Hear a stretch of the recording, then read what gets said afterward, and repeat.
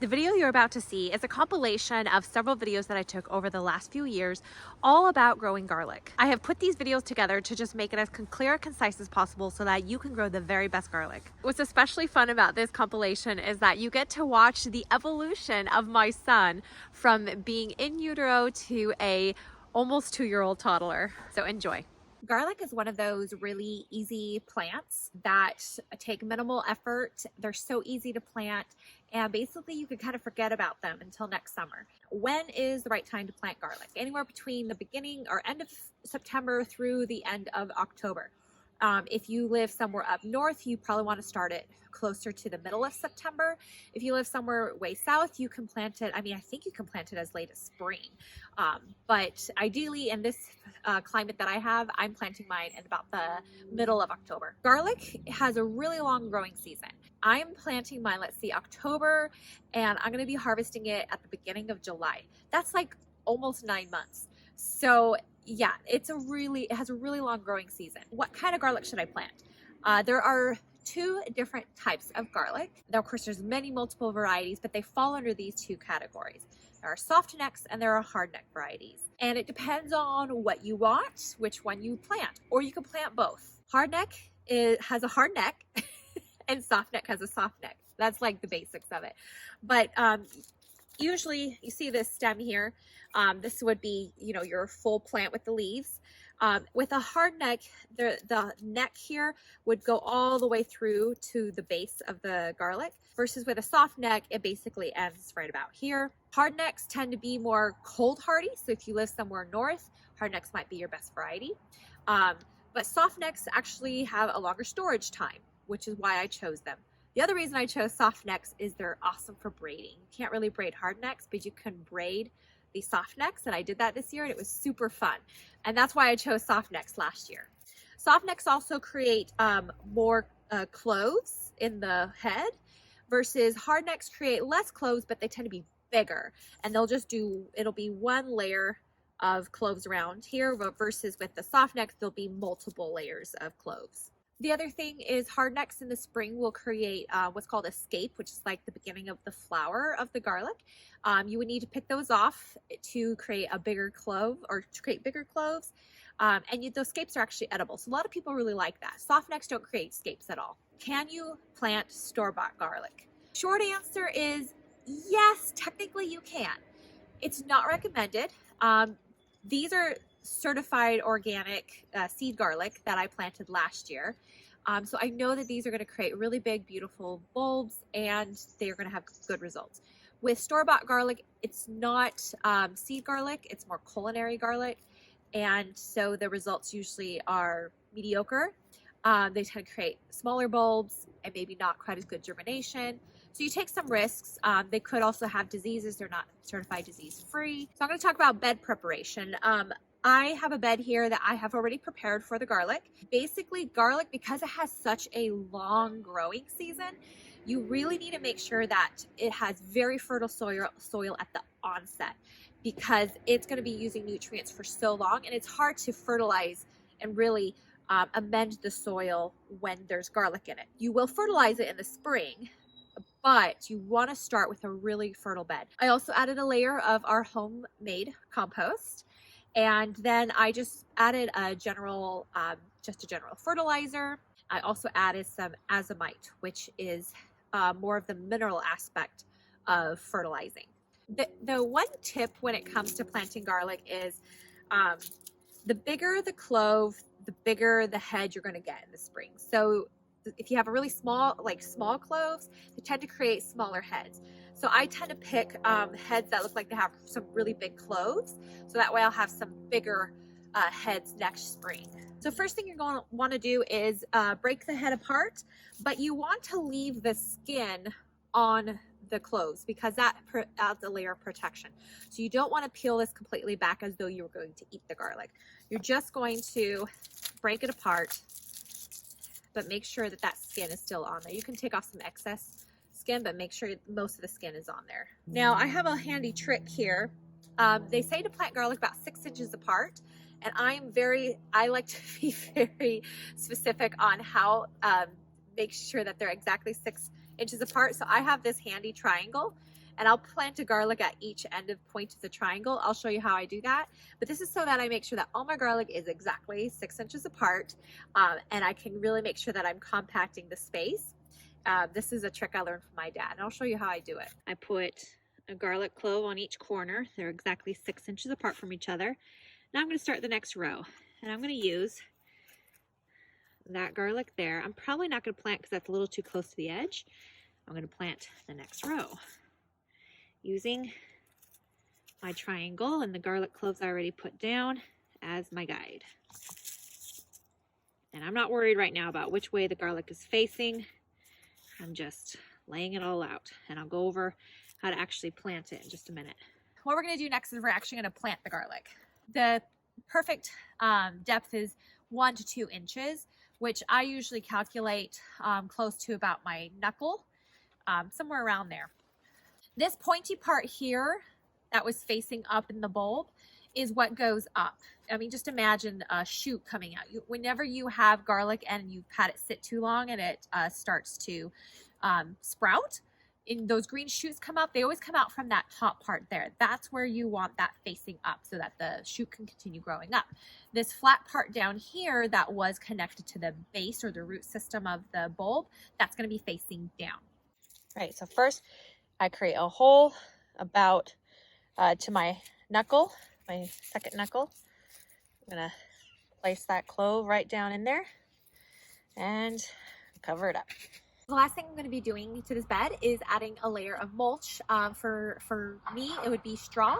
You can also use grass clippings, or especially this time of year, you can use all your fall leaves. One little thing I'm going to add in here is that if you live in a warm climate that doesn't really get cold weather or freezes in the winter, then another option that you can do, because garlic needs a vernalizing period where it goes through a cold spell to induce bulbs of the garlic head. If you live in a warm climate and you don't get that cold weather, another option is to put your garlic bulbs in a brown paper bag and place it in the crisper drawer of your fridge for at least 40 days before planting time. And then you would plant that garlic in the middle of winter. Bless you. Bless you. Today we're going to be fertilizing our garlic. It is mid-April. This is the perfect time to be fertilizing your garlic with a high nitrogen source fertilizer. I'll share what I use. And so that way you can have bigger bulbs by the time you harvest in usually about July or so. This little guy really wants to taste the garlic. So what I use for fertilizer mix is blood meal. And I use an organic blend from Espoma. Blood meal is a very high nitrogen source fertilizer. Some people use other different sources of fertilizer that are high in nitrogen, but I used blood meal last year and had really great success, so I'm going to be using it again this year. And I just make sure to get an organic blend. If you're not going to be using blood meal, but you want to use a different fertilizer that's high in nitrogen, what you want to look for is a blend that, when you look at the fertilizer, there's always 3 numbers and there's dashes between them. You want to see one that has a very high first number. So here with this one, it has 1200. That means it's only nitrogen is what this has. But if you get another fertilizer that has 3 numbers and they're all different numbers, just make sure that the first number, which is nitrogen, is high. I hope that makes sense. I'm going to set this little guy down in the shade and I'll show you how I do it. So first of all, I recommend wearing a good pair of gloves whenever working with fertilizer. Obviously you don't have to, but I like to. And what I did is I put some straw around these garlic plants, and I'm just going to pull the straw aside. I'm going to show it right here to put the fertilizer around there and work it into the soil, and then I'll put the straw back over it. I have a half a tablespoon of blood meal here, and basically what I'm going to do is I'm just going to sprinkle it very nicely, gently around the edge of the plant, and then I'm just going to work that into the soil. And I just do it with my fingers. You obviously can do it with like a little small hand rake or something like that, or a trowel, but I just tend to do it this way. Find it easier. Sorry about that. Okay, and then I'm gonna put the straw right back on there. I need to mention that dogs love the smell of blood meal, and obviously it's derivative from blood. So I have had them try to dig around in the garden bed, so just be aware of that. But they didn't do it for too bad, so I don't think I need to do necessarily anything to prevent it, But yeah, just something to keep in mind. My little fella kind of moved himself out of the shade. He's just now starting to roll, so I put him on his back and look at him. Rolled right to his tummy. You liking the grass? You like the grass there? Are you gonna eat it? Now, something to keep in mind that is, I hope, a helpful tip. Each of these leaves is one layer of the wrapping around the garlic. So the more of these leaves that you see, the more coverage of the garlic. All right, so that's it. It's such an easy, simple thing to do in the spring, and you'll see huge rewards, huge results when you harvest them in summer. It is garlic harvesting time. My son has a strawberry. In today's video, I am sharing with you how to know when your garlic is ready to harvest and how to properly cure your garlic. So what I have here is soft neck garlic. If you have hard neck garlic, the principle still applies. The way that you can tell that your garlic is ready for harvest is, well, usually after a while, you kind of learn what time of year you harvest your garlic. But if you're not sure what time of year you should be harvesting your garlic, the key thing to look for is 2 to 3 dead or dying leaves. Most of my garlic has at least 2 leaves that are dead, and so I know that they're about ready. It is recommended, though I don't think it's absolutely crucial, it is recommended to hold off on watering when you know that you're getting close to the harvest time for your garlic. I didn't mean to do that, but I did kind of hold off on watering the last couple days. So the soil is going to be a little dry, and it kind of helps begin that curing process for your garlic. All right, let's pull up a garlic and see what it looks like. Here are the leaves of your garlic. All of these things up here, those are the leaves. And what you're looking for is 2 to 3 dead ones. So here's an example. Whoops, sorry, my son. Yeah, we actually have 4. We have 1 dead one here, 1 dead one here, 1 dead one here, and 1 starting to die right here. So these are ready to be harvested. Another way to tell when your garlic is ready to harvest is to just pull one up. I'm going to kind of rock it a little bit. Sometimes having a trowel can help with this. There we go. Nice. Beautiful. When you look at your garlic, the leaves, the skin is completely covering the garlic. There's no breaks in it. There's no incomplete areas. Pretty much it should look like this. You will once in a while get garlic that has kind of like some of the skin's peeling off. That's totally fine. As long as most of the cloves are completely covered, your garlic is in good shape. Sometimes it can be easier to use a trowel to kind of help dig up your garlic. I would just, if you're going to do that, kind of come away a couple inches from your garlic so you don't accidentally break it, and just kind of loosen the soil a bit. There we go. Nice. And take off as much dirt as you can right there. This one's a little bit smaller, but it still looks really nice. All right, I'm gonna pull all these up.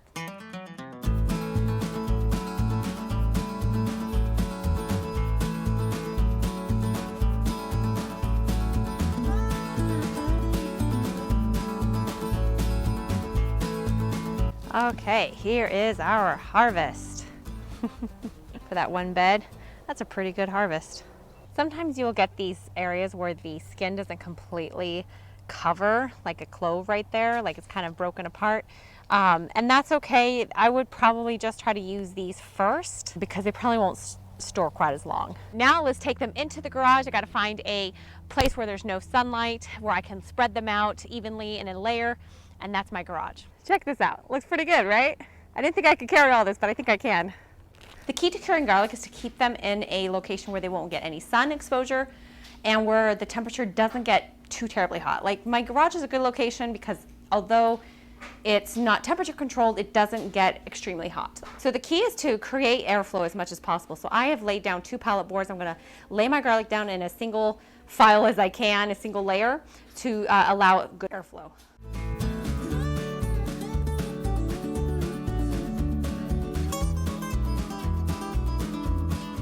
Okay, so we have the garlic all laid out. Ideally, I would have this even thinner, especially in the center here, but because of the limited space that I have, this is what I'm able to do. If you're able to hang these, that's another great option for curing. One thing that you notice I did not do is I did not clean off my garlic. I did not trim anything. I am simply pulling them up from the ground and beginning the curing process. This is going to take probably a couple weeks is my guess, and what I'm going to look for is completely dead stems. So once these are completely cured in about 2-ish weeks, we'll come back and I'll show you how we finish the process. So your garlic is completely dry. The stems and everything, it is completely cured. What do we do next? This is the process of preparing your garlic for storage. When it comes to storing garlic, it's really personal preference on what is the easiest and best way for you. There are two methods that I do, and I'm going to be showing you both of those. This is soft neck garlic that I'm showing you on, but I'll show you how to prepare hard neck garlic. So the main thing that is crucial for storing your garlic is to remove the roots here. And I'm just going to take my pruning shears and take them off. If you leave the roots on, it will actually take some of the flavor out of the garlic. All right, and then the next part is basically just cleaning up your garlic. This is not crucial. You could completely store it dirty like this because I didn't clean it off after I took them out of the ground. But you know, it looks nice. So usually I remove the outer layer of skin, and that will show the nice white layer underneath. Whew, stuff flying everywhere. Just like that. My son is right here. The next step that you can do is take a soft bristle brush or a toothbrush, works fine, and basically just kind of clean off the extra dirt. It is really important not to actually get your garlic wet, to like use water to clean it off, because it will cause it to rot and mold. So we want to keep our garlic very dry. To me, this is perfectly clean. I don't worry about every little, you know, speck of dirt. Now, what do we do with the stems? This is where the preference of how to store your garlic comes in. If you want to braid your garlic, then leave the stem on. Soft neck garlics are typically easier to braid. Hard neck garlics, because they have a hard stem, are a bit harder to braid. It is possible though. So in a minute, I'll show you how to braid garlic. But if you want to not braid your garlic and just store it, for soft necks, you're going to cut it basically right there. For hard neck garlic, you're going to come up the stem actually a little bit to about like 1.5 inches to 2 inches. So once you've gotten your garlic to this point, great options for storing are egg cartons. You can place the garlic in the egg cartons, or lay them out in a single layer on like a tray. Or you can put them in, you know, those mesh bags that sometimes garlic or onions will come in. You can store them in the mesh bags. Just make sure that there's proper airflow, that you're not putting them in like a plastic bag that doesn't have any airflow. So now I'm going to finish cleaning up all this garlic, and I'll show you how to braid, which is my personal favorite way to store garlic. So I've cleaned up all my garlic now. I'm going to show you how to braid the garlic. I'll be honest, I did a practice braid just before this video, and it didn't turn out that great. So I'm not the best at this. Part of the problem though is I usually like to catch these when they're still like just a little bit pliable, like they're almost done curing, they're almost completely dry, but like they're still a little bit bendable. I just think it's easier to braid, and there's less chance of it breaking. I had quite a bit of the stalks trying to break on me when I braided the last one. We were on vacation though when they were curing, so I wasn't really able to catch them like where I would like them to be. So tip for you, this is a little bit easier if you just let it be slightly pliable. Make sure before you get started that you have 2 pieces of string, twine, yarn, anything like that for tying them. Some people don't use them, but I find it a little bit easier. So I'm going to lay my string down, and I'm going to place 3 garlic cloves along the bottom. First I cross the 2 lower ones, and then I place one in the center like this. And I'm just going to tie these together. Hopefully this one turns out better than the last one I just did. Just had a few more break on me just now, so we'll see how this goes. This is basically French braiding. I French braided my hair, you know, in preparation for this video. So what we're going to do is we're always going to place when we place the garlic clove, which I'm going to place this one here, I'm always going to have the one that I'm adding to the pile, I'm going to have it always go up the center here, like that. And then what we're going to do is always take the one on the very bottom, which is this one here. I'm going to bring it over and add it to make it the center. Stuff's trying to break on me.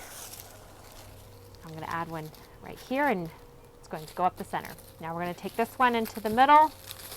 After a while, you just kind of get the hang of this. And Actually, I'm gonna add 2 because there's a big space there. Okay, bottom one is this one. Bring it to the center. And I alternate sides where I add the garlic. This one doesn't have a very long one, so hopefully that works out okay.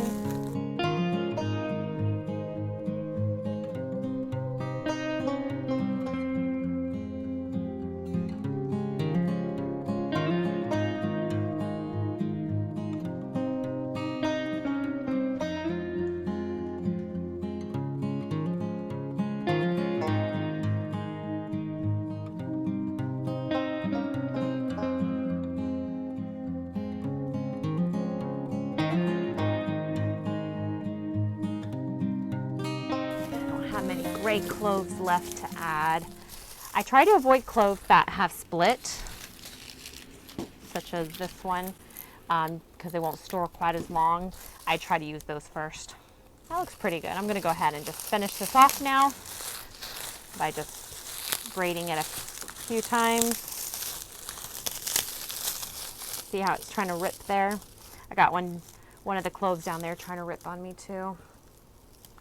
Learned my lesson that going on vacation in summer is just really tough. It's tricky. No matter when I go, never a great time. That's not tight. I might have to do it again, but you kind of get the point. And there you have it, my braided garlic, which, like I said, is not the prettiest you've probably seen, but I still think it's beautiful. This is my favorite way to store garlic, and I'll just hang this up in my kitchen. Whenever I want a clove, I will actually just take off. You can just take them individually. I don't like doing that. I just will trim off the whole bulb and then just store that one somewhere and just take off cloves off of that one as I need them. I always feel like I'm in Italy whenever I see these hanging up in my kitchen. They're just so beautiful, and it just makes the kitchen so fragrant. So I hope that this was helpful. If you learned something new, be sure to give this video a thumbs up and hit that subscribe button while you're at it if you haven't already. And like always, go out and grow something. God bless.